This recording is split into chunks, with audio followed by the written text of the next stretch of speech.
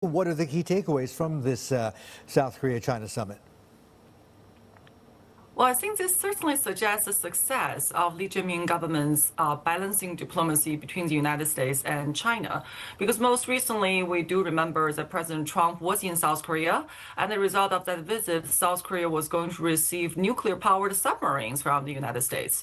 So that's seen as an unequivocal sign of the strengthening or the consolidation of the security alliance between South Korea and the United States. Presumably, that's going to make China extremely uncomfortable.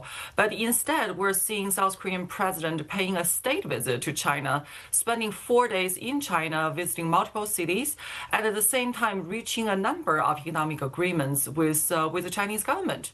So I think that certainly suggests that South Korea's relationship with both United States and China are going fairly well, and that is really fairly rare for the South Korean diplomacy, if you ask me.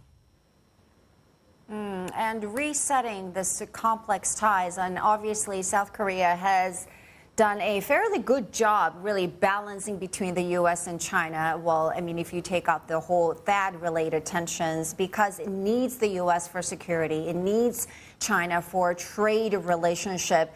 Will it work, though? Because South Korea has so many strategic industries that the Trump administration, the U.S., really needs to have and wants to have. Yeah, that is a good question. It has been a long-standing question or issue for debate in South Korea's grand strategy. Which side does South Korea really pick? Because for national security, South Korea absolutely has to align with the United States because North Korea still exists as an existential threat for Seoul.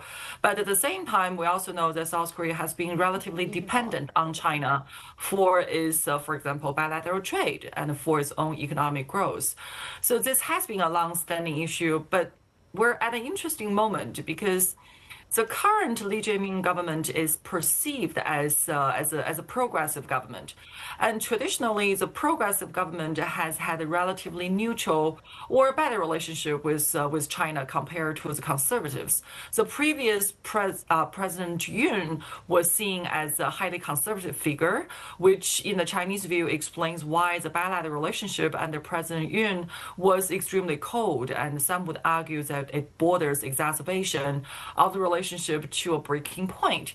So now we're seeing a rebalancing, if you will, of the South Korean grand strategy, and it's certainly working out based on the experience or the achievements that we have seen in the past 3 months.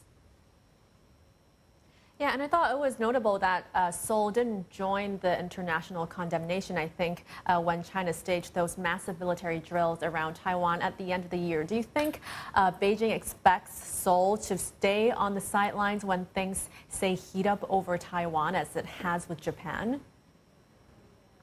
This is a tricky issue because South Korea's position in the Chinese view has not been consistent, right?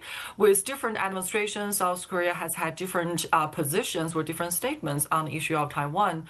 Like, for example, with the former Yoon administration, South Korea has committed to the maintenance of the peace and stability of the Taiwan Strait, which in the Chinese view implies that South Korea would take actions if the peace and stability of Taiwan Strait is endangered or jeopardized.